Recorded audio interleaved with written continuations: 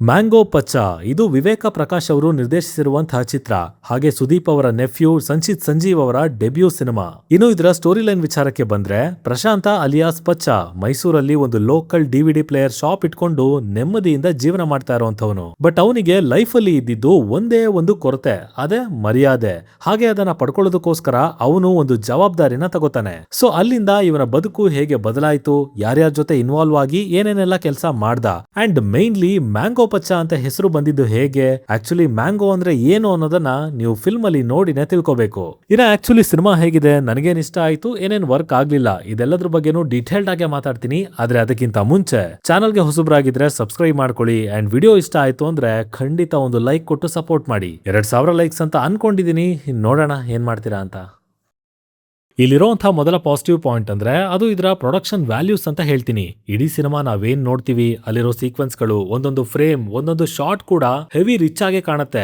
Actually ಈ ಕಥೆ ನಡೆಯೋ ಲೊಕೇಶನ್ ಬಂದು ಮೈಸೂರು, ಅಂಡ್ ಅದಕ್ಕೆ ತಕ್ಕ ಹಾಗೆ ಪ್ಯಾಲೇಸ್ ಇಂದ ಹಿಡಿದು KR circle, Nazarbad, market, station, Sangam theatre, like ಪ್ರತಿಯೊಂದು ಏರಿಯಾನು ಕವರ್ ಮಾಡ್ಬಿಟ್ಟಿದ್ದಾರೆ. ಅಂಡ್ ಎಲ್ಲೂ ಎಕ್ಸ್ಟ್ರಾ ಅಂತ ಹೈ ಬಜೆಟ್ ಲೊಕೇಶನ್ಸ್ ನ ತಗೊಂಡೇ ಇಲ್ಲ.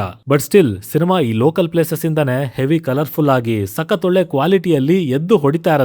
ಇವನ್ ಟೆಕ್ನಿಕಲಿನೂ ಇದರ ಸಿನಿಮಾಟೋಗ್ರಫಿ ಆಗ್ಲಿ, ಕ್ಯಾಮ್ರಾ ಆಂಗಲ್ಸ್, ಕ್ಯಾರೆಕ್ಟರ್ ಫ್ರೇಮಿಂಗ್ ನ ಅಡ್ಜಸ್ಟ್ ಮಾಡಿ ಲೈಟಿಂಗ್ ಅಲ್ಲಿ ಇಟ್ಟಿರೋ ಭಾರಿ ಕಂಟ್ರೋಲ್ ಔಟ್ಪುಟ್ ಅಲ್ಲಿ ಸಿನಿಮಾನ ಇನ್ನೊಂದು ಹಂತಕ್ಕೆನೆ ಮೇಲಕ್ಕೆ ಎತ್ತಿ ಇಟ್ಟಿದೆ. ಇನ್ನು ಇಲ್ಲಿರೋ ಬಿಗ್ಗೆಸ್ಟ್ ಪಾಸಿಟಿವ್ ಅಂದ್ರೆ ಅದು ಸ್ಟೋರಿ ಮತ್ತೆ ನರೇಷನ್. ರನ್ ಟೈಮ್ ಕಡಿಮೆ ಇರೋದ್ರಿಂದ ಆ ಕೋರ್ ಪಾಯಿಂಟ್ ಬಗ್ಗೆ ನಾನೇನು ರಿವೀಲ್ ಮಾಡೋದಕ್ ಹೋಗಲ್ಲ. ಬಟ್ ಹೇಳಲೇಬೇಕು ಅಂತ ಅಂದ್ರೆ, ಒಂದು ಡ್ರಗ್ ನೆಟ್ವರ್ಕ್, ಅದರ ಸಪ್ಲೈ ಚೈನ್, ಕೆಲಸ ಮಾಡ್ತಾ ಇರೋರೊಬ್ರು, ಮೇಲ್ ಕೂತಿರೋರು ಇನ್ನೊಬ್ರು, ಸ್ವಲ್ಪ ರಕ್ತಪಾತ, ಭಯಂಕರ ರಿವೆಂಜ್, ಒಟ್ನಲ್ಲಿ ಕೈಗಳು ಮಾತಾಡೋದಕ್ಕಿಂತ ಮೈಂಡ್ ಅಲ್ಲಿ ಆಡೋ ಆಟಗಳೇ ಜಾಸ್ತಿ. ಹಾಗಂತ ತೀರಾ ಏನೋ ಡಿಫ್ರೆಂಟ್ ಆಗಿ ತಂದಿಲ್ಲ.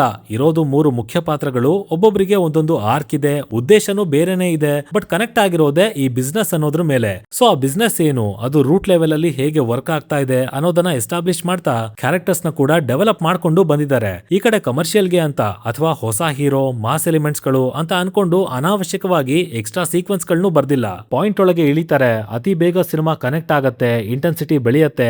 ಹಾಗೆ ಅದು ಎಲ್ಲೂ ಡ್ರಾಪ್ ಆಗದೆ ಇರೋ ತರ ಎತ್ಕೊಂಡು ಹೋಗಿ ಅತಿ ವೇಗವಾಗಿನೇ ಮುಗಿಸ್ಬಿಡ್ತಾರೆ. ಸೊ ಈ ನೋ ನಾನ್ಸೆನ್ಸ್ ಅಪ್ರೋಚ್ ಯಾರಿಂದ ಬಂತೋ ಗೊತ್ತಿಲ್ಲ, ಬಟ್ ಅದನ್ನ ಸಕ್ಸಸ್ಫುಲ್ ಆಗಿ ಎಕ್ಸಿಕ್ಯೂಟ್ ಮಾಡಿರೋದಕ್ಕೆ ಅಂಡ್ ಇಷ್ಟು ನೀಟ್ ಆಗಿ ಸ್ಕ್ರೀನ್ ಪ್ಲೇನ ಬರ್ದಿರೋದಕ್ಕೆ ಡೈರೆಕ್ಟರ್ ಅವ್ರನ್ನ ಖಂಡಿತವಾಗ್ಲೂ ಅಪ್ರಿಶಿಯೇಟ್ ಮಾಡ್ಲೇಬೇಕು.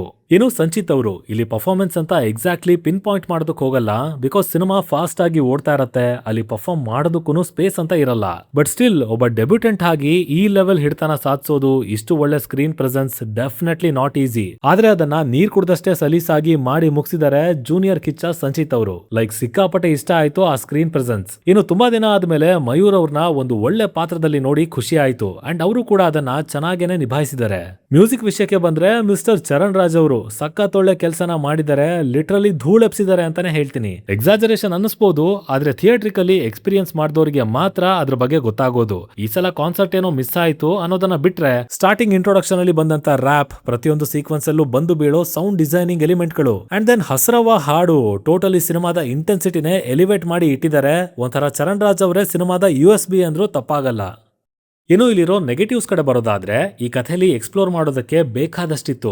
ಅಫ್ಕೋರ್ಸ್ ರನ್ ಟೈಮ್ ಕಮ್ಮಿ ಇದೆ, ಸ್ಕ್ರೀನ್ ಪ್ಲೇ ಅಂತೂ ಓಡ್ತಾ ಇರುತ್ತೆ. ಆದ್ರೂ ಕೆಲವೊಂದು ಪಾಯಿಂಟ್ ಅಲ್ಲಿ ಸಿನಿಮಾ ಯಾಕೋ ರಶ್ ಆಯ್ತು ಅನ್ನೋ ಭಾವನೆ ಬಂದಿದ್ದಂತೂ ನಿಜ. ಸ್ಪೆಷಲಿ ಆ ಪ್ರೀ ಕ್ಲೈಮ್ಯಾಕ್ಸ್ ಅಂಡ್ ಕ್ಲೈಮ್ಯಾಕ್ಸ್ ಅಲ್ಲಿ ಡೆಪ್ತ್ ಅಲ್ಲಿ ಹೋಗಿ ಒಂದಷ್ಟು ಲೇಯರ್ಸ್ ಗಳನ್ನ ಹಾಕೋದಕ್ಕೆ ಸ್ಪೇಸ್ ಅಂತೂ ಇತ್ತು, ಅವಕಾಶನೂ ಇತ್ತು. ಬಟ್ ಅದನ್ನ ಹಾಗೇನೆ ತಳ್ಳಿಬಿಟ್ಟಿದ್ದಾರೆ.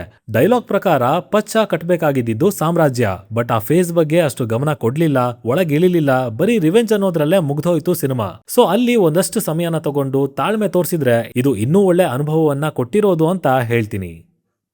ಟೋಟಲ್ ಆಗಿ ಸಿನಿಮಾ ಚೆನ್ನಾಗಿದೆ, ಇಟ್ಸ್ ಅ ಗುಡ್ ವಾಚ್. ಅನಾವಶ್ಯಕವಾಗಿ ಯಾವುದೇ ಸೀಕ್ವೆನ್ಸ್ ಗಳನ್ನ ಆಡ್ ಮಾಡದೆ, ಕಮರ್ಷಿಯಾಲಿಟಿನ ತರದೆ ಒಂದು ಪ್ರಾಪರ್ ಮಾಸ್ ಕಮರ್ಷಿಯಲ್ ಥ್ರಿಲ್ಲರ್ ನ ನೋಡ್ಬೇಕು ಅಂತಿರೋರ್ಗೆ ಇದು ಪರ್ಫೆಕ್ಟ್ ಆಗಿ ವರ್ಕ್ ಆಗುತ್ತೆ. ಒಳ್ಳೆ ಸ್ಟೋರಿ ಇದೆ, ನರೇಷನ್ ಆನ್ ಪಾಯಿಂಟ್ ಇದೆ, ಅಂಡ್ ಆಲ್ಸೋ ಸಂಚಿತ್ ಅವರ ಸ್ಕ್ರೀನ್ ಪ್ರೆಸೆನ್ಸ್, ಚರಣ್ ರಾಜ್ ಅವರ music, back ground score elevate ಆದ ಹಾಗೆ ಸಿನಿಮಾ ನಮ್ಮನ್ನ ಒಳಗೆ ಎಳ್ಕೊಳ್ತಾನೆ ಹೋಗುತ್ತೆ. ಇನ್ನು ಇದರ ರನ್ ಟೈಮ್ ಪಾಸಿಟಿವ್ ಹೌದು, ನೆಗೆಟಿವ್ ಹೌದು, ಅಂಡ್ ಫ್ಯಾಮಿಲಿ ಜೊತೆ ನೋಡೋದಕ್ಕೆ ಯಾವುದೇ ತರ ಸಮಸ್ಯೆ ಇಲ್ಲ ಅಂತ ಹೇಳ್ತಾ ನಾನು ಹೊರಡ್ತಾ ಇದ್ದೀನಿ. ಇನ್ನು ನಿಮ್ಮಲ್ಲಿ ಯಾರಾದ್ರೂ ಆಲ್ರೆಡಿ ಸಿನಿಮಾನ ನೋಡಿ ಆಗಿದ್ರೆ ಇದು ನಿಮಗೆ ಯಾವ ತರ ಅನುಭವ ಕೊಡ್ತು ಅನ್ನೋದನ್ನ ಕೆಳಗಡೆ ತಪ್ಪದೇನೆ ಕಮೆಂಟ್ ಮಾಡಿ ತಿಳಿಸ್ಬಿಡಿ. ಡಿಸ್ಕಷನ್ ಮಜವಾಗಿರುತ್ತೆ. ಸೈನಿಂಗ್ ಆಫ್, ಲಿಖಿತ್.